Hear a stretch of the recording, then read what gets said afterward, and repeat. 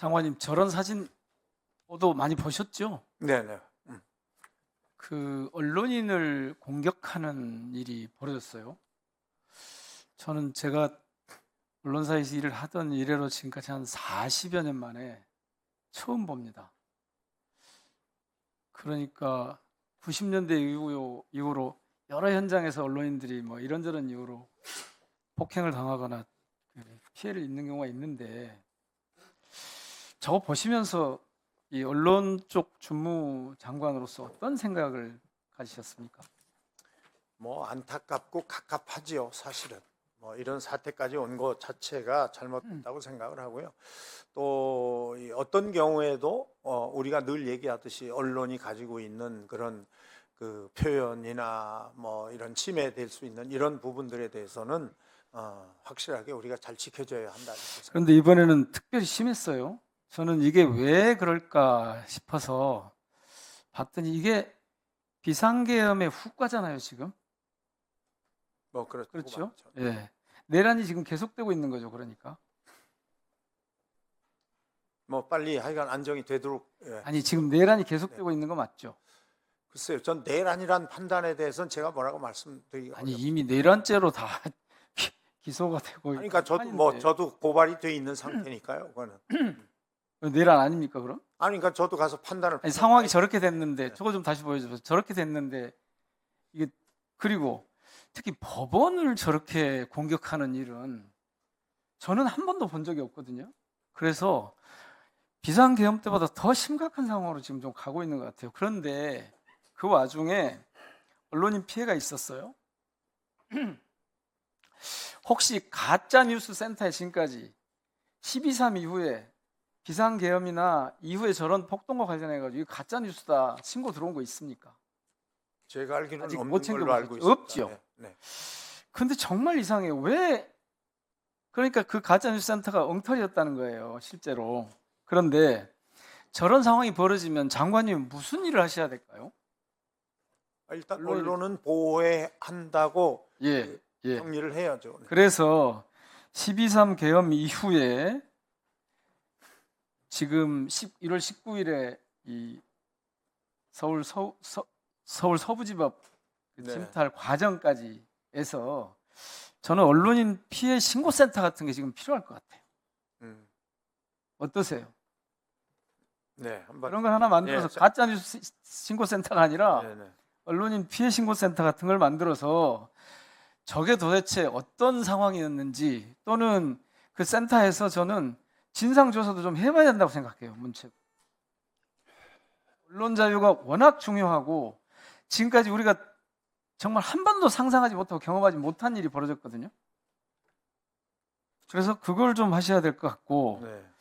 그 다음에 언론진흥재단에서는 제가 보기에는 내란 선동 보도 대책이 좀 있어야 될 것 같아요. 몇 가지 예를 한번 들어볼게요.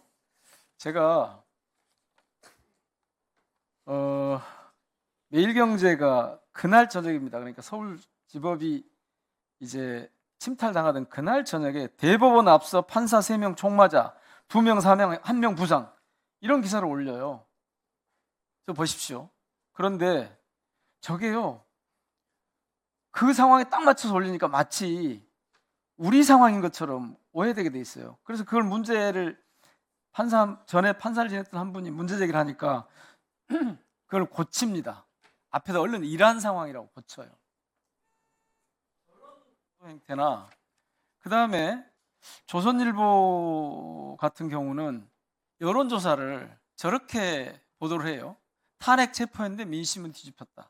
그런데 얼마나 저런 보도를 할 수 있죠. 문제는 저 조사 결과의 배경에 대한 얘기가 없어요.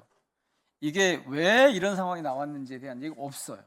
그러니까 이거는 언론이라고 하는 도구를 이용해서 일종의 이 여론을 왜곡하는 그런 일을 아주 심란하게 하고 있는 거거든요. 그래서 언론진흥재단 쪽에서는 내란 선동 보도 이 분석하고 대책 같은 걸 좀 고민을 좀 해야 될 것 같은데요. 혹시 재단 대표님, 이사장님 나와 계십니까? 오늘 안 나오셨습니까? 오늘 아마 출석. 그것도 이 같이 아니었던 좀 것 같아요. 네. 문체부에서 장관님께서 좀 하셔야 될 것 같습니다. 언론 자유를 침해하자거나 보도에 간섭하자는 게 아니고 말씀을 하셨지만 저런 광고나 보도를 통해서 내란 상황을 선동하는 효과가 나는 이런 경우는 뭔가 뭐 장관님 말씀하신 대로 법이 필요할지 뭐가 필요할지 네, 모르겠습니다만은 여기에 대한 대책이 어떤 것이 있는지 검토 정도는 기본적으로 해야 되지 않겠습니까? 예, 저 말씀 주신 거로 제가 한번 가장 빠른 시일 안에 언론사 또는 언론에 관계된 각 협회, 기자협회나 뭐 간담회를 한번 하셔가지고 하고요. 이 문제를 정식으로 테이블에 올려놓고 한번 의논을. 두 가지를 꼭 좀 챙겨보시고 네네. 하나만 더요. 저거 한번 봐보세요. 저 흐림 처리한 그 영상 좀 올려줘 보세요. 아니, 예. 자, 그 다음에 이 흐림 처리하지 않은 영상을 좀 보여주십시오. 저 폭도들을 전날 저 폭동의 이 가담자들에 대한 보도가 있는데 저 사람들은 전부 다 흐림 처리를 해서 보도가 특히 영상 쪽에서 이게 좀 심했는데요. 폭동 현장을 생생하게 전달하는 대신 이들이 보호 대상인 것처럼 흐림 처리를 해요. 그러다가 문제가 되니까 이걸 다시 이제 제대로 보도를 하는데 이게 극우 폭동 세력들의 초상권 보호 대상이 될 수 있습니까? 지금 법원을 침탈한 극우 폭동 세력들의 초상권 보호 대상일까요, 아닐까요? 글쎄요, 뭐 그거는 아니겠잖아요. 어떤 아마 언론사가 또 자체적으로 그런. 아닙니다. 이거는 한국영상기자협회가 발간한 영상보도 가이드라인이 있어요. 네. 그리고 법원의 시위보도에 관한 판례도 있습니다. 이런 범인들은 초상권 보호 대상이 안 되거든요. 그런데도 저런 상황이 계속됐습니다. 지금도 그러는 쪽이 있고요. 이거 역시 언론중재위에서 시정 공고를 반드시 해야 됩니다. 즉 제가 말씀드리는 건 그러니까 내란이 지속되고 있는 이 선동 효과가 있을 것으로 보여지는 이런 보도 행위를 어떻게 적절하게 통제할 것이냐. 이게 내란이기 때문에 물론 누구도 인권을 침해받아서는 안 되지만 이런 문제까지 같이 좀 꼭 좀 살펴봐 주시기 바랍니다. 하나는 12.3 이후에 언론 피해 신고센터 및 대책 마련하는 쪽, 또 하나는 내란 선동 보도에 대한 이 분석과 대책이 어떤 게 필요할지 요거를 뭐 토론을 하시든 기구를 만드시든 반드시 진상조사부터 해가지고 대책까지 문체부가 할 수 있는 최선을 다해 주시기 바랍니다. 네, 한번 제가 현장 의견을 충분히 수렴해 보겠습니다. 그리고 아까 말씀 주신 광주 전남 지역 여행업체도 제가 아직은 못 만나고 우리 차관하고 실무자들이 만났거든요. 그래서 가까운 시일 안에 그 부분도 한번 직접 만나서 다시 한번 할 수 있는 통상적으로 할 수 있는 거 말고 특별한 재난 상황이 벌어졌기 때문에 의사소통을 좀 해보겠습니다. 직접적이고 즉시적으로 할 수 있는 그런 지원 대책을 꼭 좀 알겠습니다. 마련해 주시기 바랍니다. 고맙습니다.